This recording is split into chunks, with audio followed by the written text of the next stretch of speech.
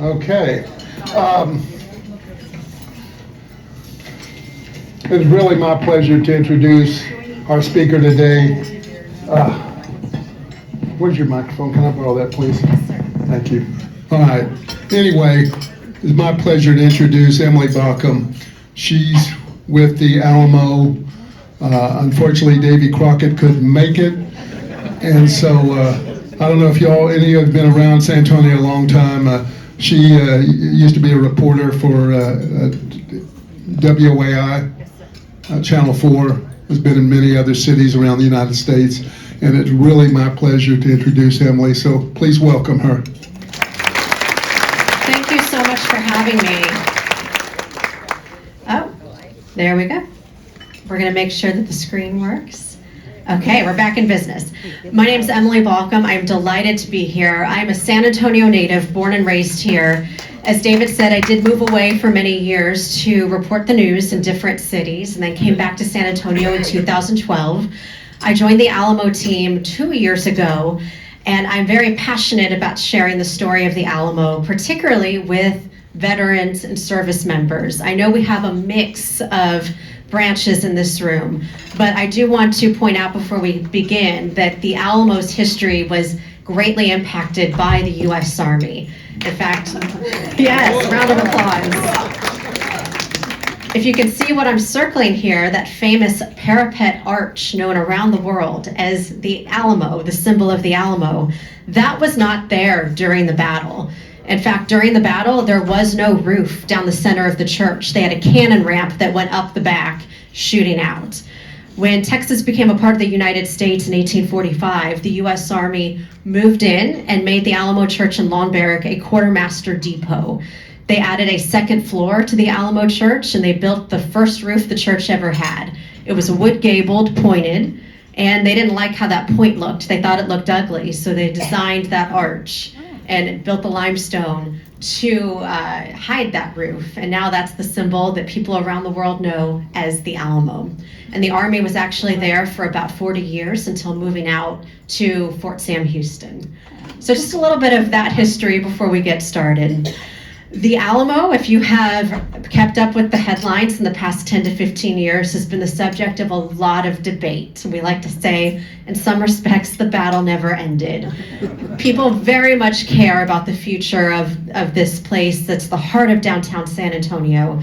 And the reason I'm so happy to be talking with you all here is that there's been a lot of confusion. There have been so many versions of the Alamo Plan. If you read the papers, you're like, hey, are they still doing that thing with the glass walls? And the answer is no.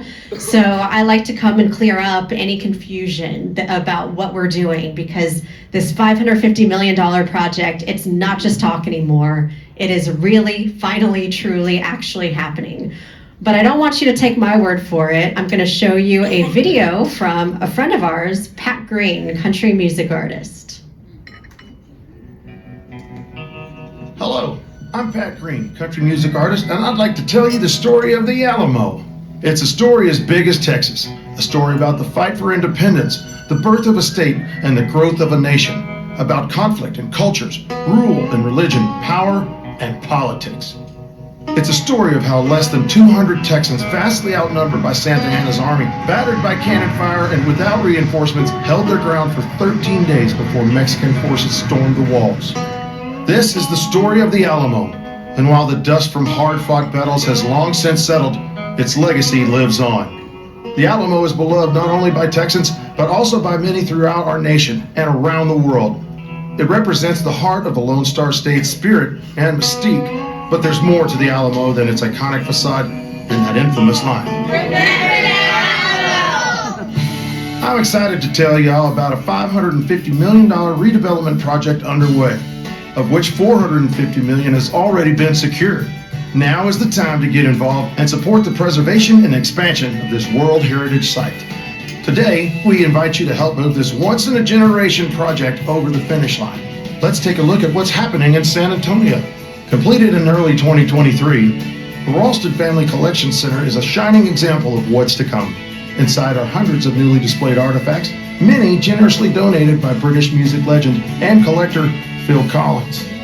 As the plan progresses, the entire Alamo grounds will be transformed. The Alamo Church and the Long Barrack will be preserved and will restore a sense of reverence and respect to the entire Alamo Historic District. Just outside the original battlefield footprint will be the new Plaza de Valero Community Park and Pavilion, an inviting gathering space for visitors and locals alike. And the Texas Cavaliers Education Center, which will serve over 250,000 school-aged children each year, will bring the story of the Alamo to life through engaging and interactive programs. The crown jewel of the Alamo redevelopment plan is a world-class visitor center and museum scheduled to open in 2027. People will discover 300 years of history unveiled inside 8 unique galleries, feel the famous Battle Conga life inside the 4D Theater, and enjoy an authentic dining experience at the new cafe. A rooftop event center overlooking the grounds will host everything from live entertainment to corporate galas. Attendance is projected to increase from 1.6 million visitors a year to 2.5 million, and we look forward to greeting each and every one of them. With $100 million needed to turn these plans into reality, we're seeking contributions from patrons like you. Some say that history has already been written, but this is an opportunity to help shape the future by honoring those who lived, fought, and died on these sacred grounds, and to ensure that future generations will indeed remember the Alamo.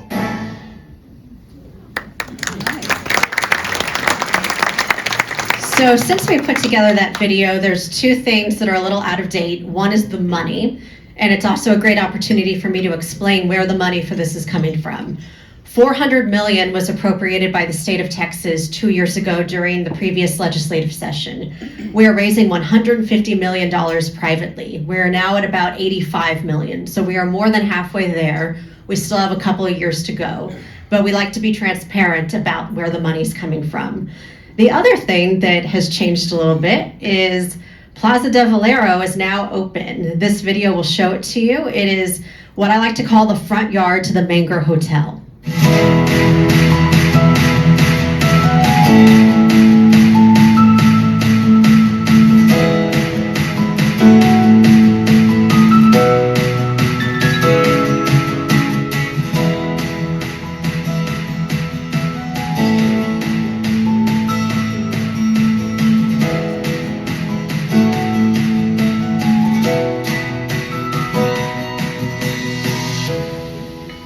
A major component of the Alamo Plan is reclaiming the battlefield footprint. People come to the Alamo and they think that's the Alamo, and that's just the church. I'm going to bring up this map bigger later, but it gives you an idea of the Alamo was a whole 4.5-acre compound. And there's not much we can do to turn back the hands of time in terms of knocking down some of these old buildings. For example, right here is the federal building and post office. The north wall of the Alamo would have run through that building. That's where the Mexican army breached and William Barrett Travis fell. But that building is now historic in its own right. It's very much used to this day by the federal government. So it's not like we can just knock that down, but we can do a better job of making the area pedestrian friendly, of having interpretation in that area to show this area is pretty important. This is where the battle basically started and where Travis fell and who is Travis, and go through things like that. I also want to show you, you saw a glimpse of it in some of these videos, the new Mission Gate and Lunette. It was dedicated last May, so this video is from last May. As we gather here in May, which is National Preservation Month, we're reminded of the profound importance of safeguarding our cultural heritage and our shared history. Today, we celebrate more than just the unveiling of a structure. It also allows us to explore the significant events of December 1835, when the Mexican military fortified these grounds, leading up to the fort's capture during the Battle of Béjar by the Texians. This historical arc is crucial, for it sets the stage for the legendary battle that happened here in 1836. As native Santonians, the Keller family is honored to be part of the Alamo Plan, and it's an incredible privilege for our foundation to be able to assist in enhancing the narrative of these cherished grounds. I'm here today not just as an individual, as part of a team of artisans, which include my 2 sons. Growing up in San Antonio, I've always had a deep connection to its history and culture, which has instilled in me a profound appreciation for the significance of the Alamo to our city.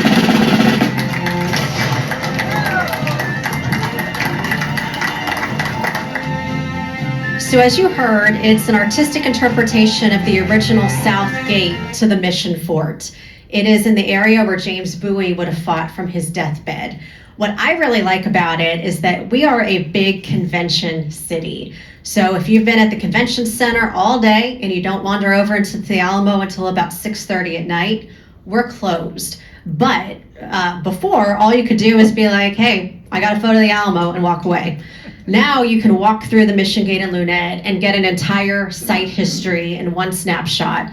There's panels on the wall explaining the history and how the Alamo is connected to the 4 sister missions on the south side.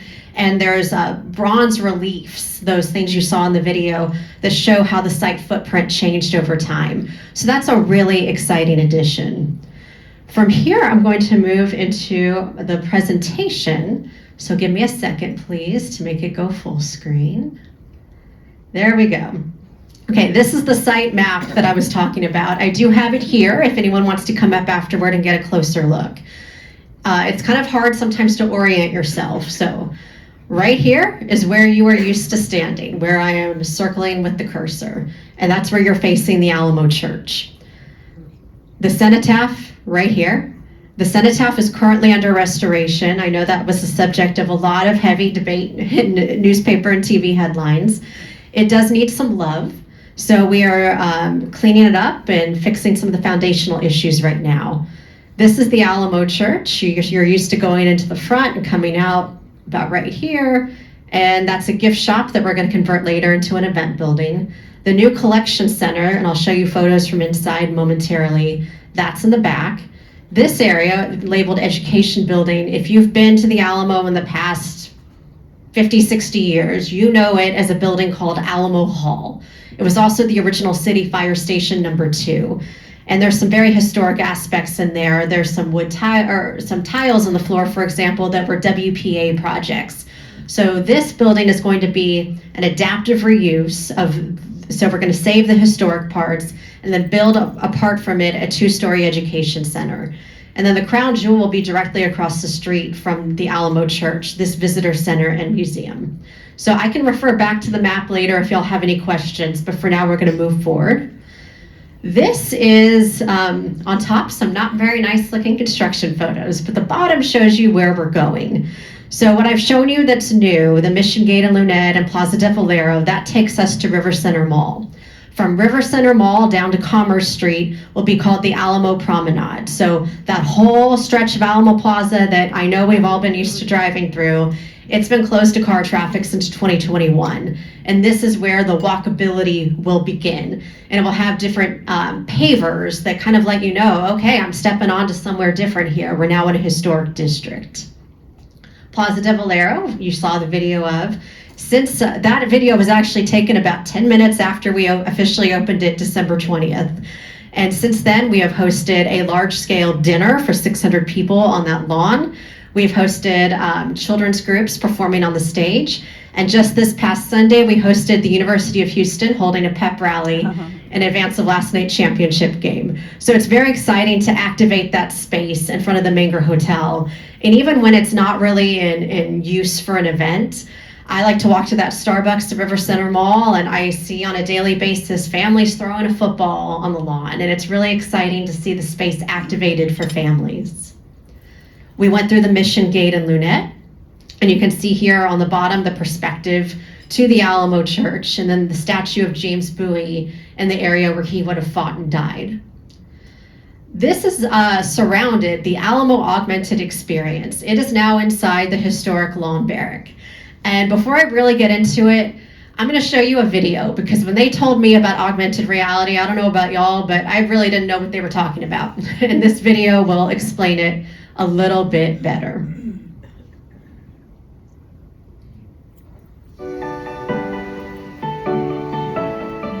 Welcome to Surrounded. Here's your histopad.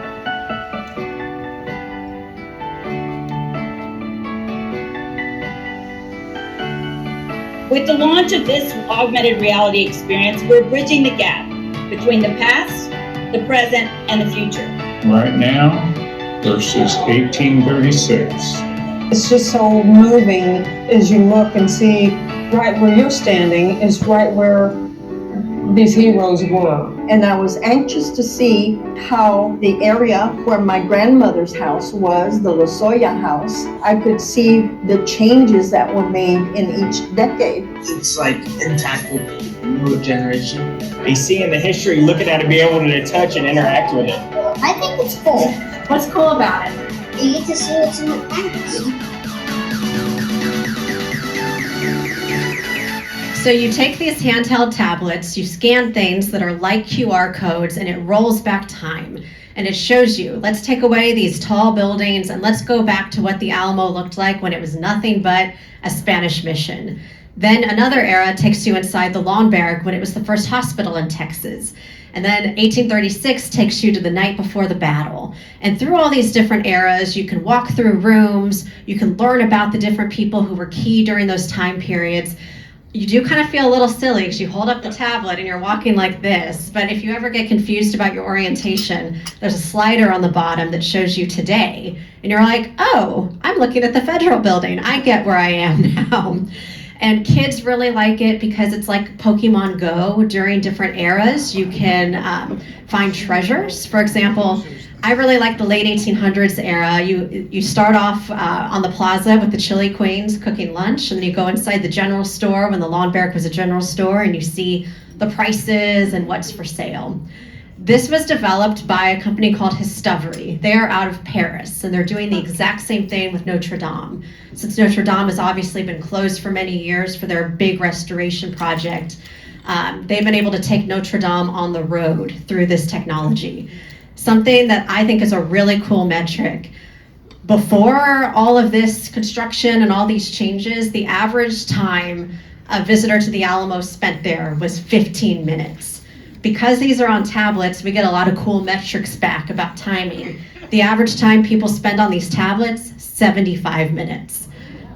So it's really impressive to see, especially the younger generation, get into it and read through it and learn about it. Okay, I will step back into the presentation. I very much appreciate your patience with the flipping back and forth. So this is the Ralston Family Collection Center. It opened a little more than 2 years ago, the first new building on the grounds of the Alamo in decades. We like to call it the appetizer to the main course of what's coming. This is the lobby. You can see here this welcome wall of artifacts. There are more artifacts on this one wall than have ever been displayed at the Alamo before. And this building tells a couple of stories.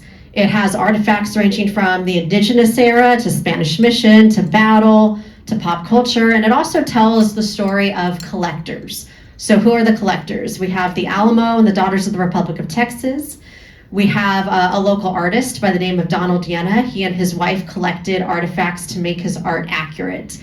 And that's primarily from the Mission era, so it's a lot of ranching artifacts, religious iconography. Then we have a guy named Phil Collins, the British rock star. Are y'all familiar with Phil Collins and how he got into the Alamo? For those who are not, because it's kind of random, how a guy from outside of London got into it. He grew up watching a TV show I'm sure a lot of y'all watched, Davy Crockett, King of the Wild Frontier with Fess Parker. So there's a photo from when he's 5 years old in the UK dressed as Davy Crockett. And he says everyone else moved on from it, but he didn't. And at about 6 or 7, he had his first public singing performance at a British pub. He sang the theme song to that TV show, and he won. Then he grows up, he becomes a rock star, he joins Genesis, he is on tour, they have a week off, and he decides, I'm gonna come to the Alamo. And he said it was a bucket list moment to come around the corner and see it. But he didn't start collecting artifacts until about 20 years later. His wife gave him an artifact, and he just got the bug, and he started coming to the Alamo, working with historians here, looking at private auctions, and he amassed the biggest collection of Texas and Alamo-related artifacts outside of the Alamo. It was all in the basement of his Swiss chalet. And he had his own mini museum down there. And eventually he decided, I've really enjoyed this, but my kids aren't into it. I'm not gonna live forever.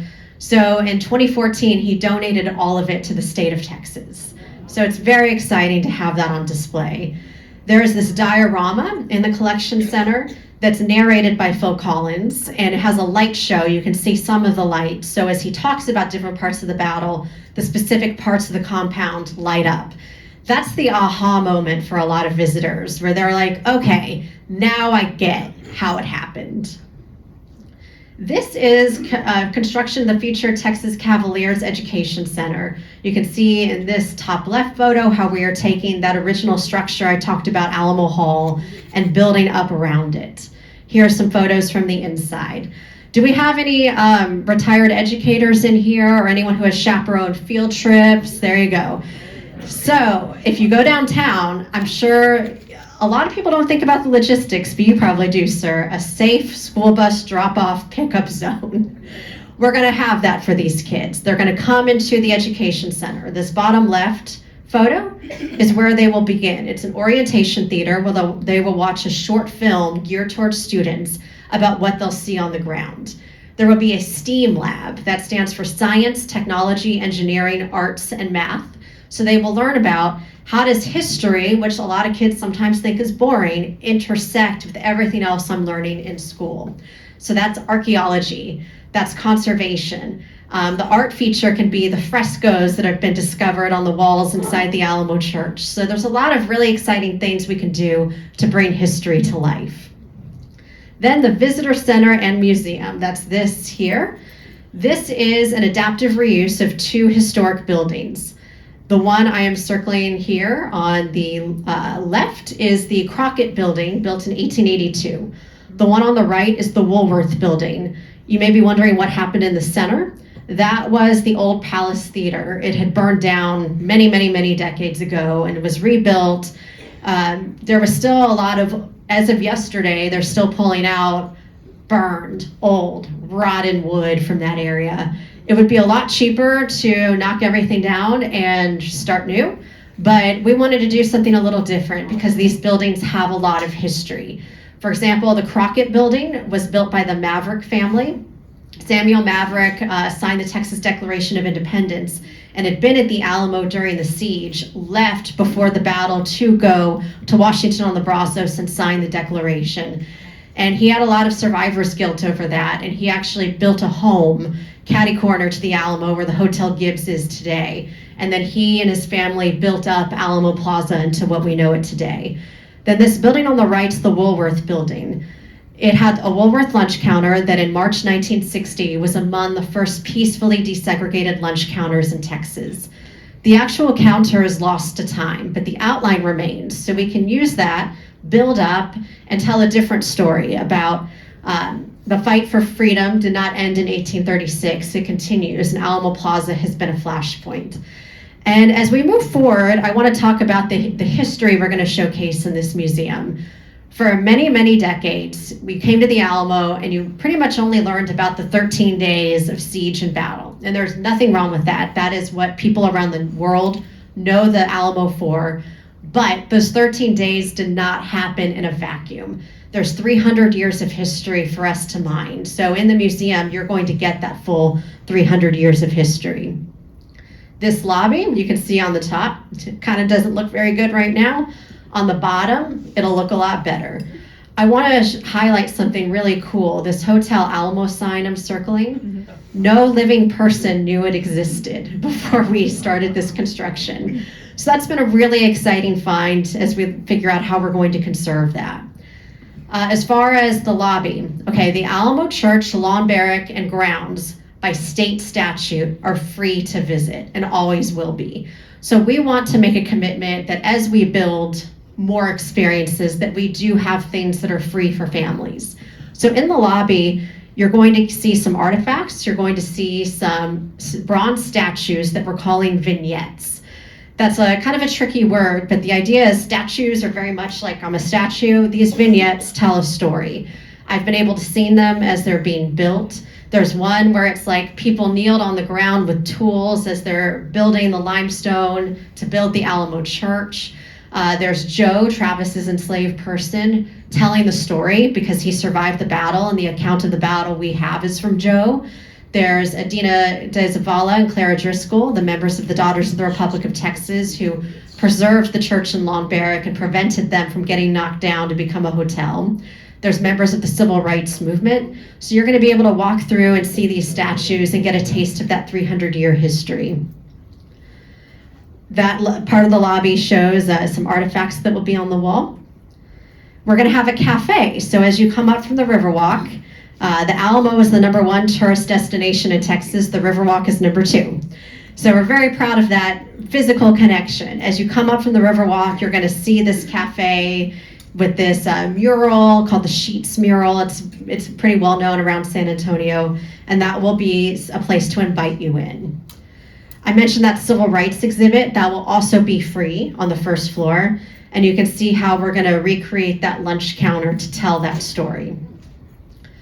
Then the paid experiences begin on the second floor with something called a 4D theater. A 4D theater puts you right in the middle of everything. Your seats are going to shake. There's going to be smoke coming in. It'll really bring all that history to life. Those are some more renderings of what the 4D theater will look like. And then we get into the heart of everything, the galleries. We're going to begin with a gallery about the indigenous people who lived here before the Spanish came in and settled. Then we'll get into the Spanish mission era, why the Spanish came here, why they used missions to basically convert the indigenous people to Catholicism. A lot of this, I like these renderings because the top and bottom show you where we're going. I'm not sure whose phone that is, making sure it is not mine. Okay. That is my ringtone, so I was like, okay, hopefully I didn't mess up my own presentation. Okay, I like to say that the museum will be a blend of old school and new school. What does that mean? Old school is the type of museum you and I are used to going to. It has artifacts, it has panels, and you can read about things, but new school means there are immersive elements. We are working with the same museum design firm from the World War II Museum in New Orleans. I know several of you have been there. We were speaking about that earlier. So you're going to be getting some kind of tag, whether it's a lanyard or a bracelet. When you walk in, you're going to be able to choose what you want to learn a little bit extra about. And as you walk up to elements like this wishing well, things will appear to tell you a little bit more information. We'll have a gallery on Mexican rule and the Texas Revolution. And then obviously the largest gallery will be the Battle of the Alamo. So we'll have these kind of more old school artifacts, but on the side there will be immersive elements that make you feel like you are walking through the battle. So as you turn, you'll see here's what's happening at the North Wall. Here's what's happening on the South Wall. That's a little bit more from the Battle of the Alamo gallery. Then we'll get into the frontier post, that time I talked about at the beginning of this presentation when the U.S. Army moved in and how they impacted the site. Then we'll talk about commercialization, how after the Army moved out, merchants moved in. And that's where we started to see Alamo Plaza become the center of San Antonio. Not a bad thing, but it also meant, like I said, that these historic structures that survived the battle could have been knocked down. Women led the preservationist movement to make sure that they were saved and turned into the shrine of Texas liberty. Then we'll end in a more pop culture gallery. So things like Fess Parker, John Wayne, even Pee Wee Herman, the Selena movie, ways people used pop culture to then get into the Alamo story. Then we will end with this digital word cloud where people can upload what the Alamo means to them. You can tell that the buildings top out today here. We're actually adding 2 stories on the top. It will be an event space as big as Texas. So it can be anything. These will be modular walls for gatherings like this, up to 1,000 people, with 3 wraparound terraces. So you can see everything from the Emily Morgan Hotel, the Alamo Church, the Tower of the Americas. I mentioned the Riverwalk. The part of the Riverwalk that connected the Alamo to the Hyatt Regency and everything behind had run dry. It had standing water, it just hadn't been working, and no one had really stepped up to fix it. So as part of the Alamo Plan, we will be fixing it so you really get a seamless entrance to the site. So these renderings show from river level, and these renderings show from street level, since we do have 2 ways from the Riverwalk to approach. And that is pretty much it. And I want to stick around and answer any questions you have. I know I gave you information like it was pouring out of a fire hose, so I appreciate you all listening.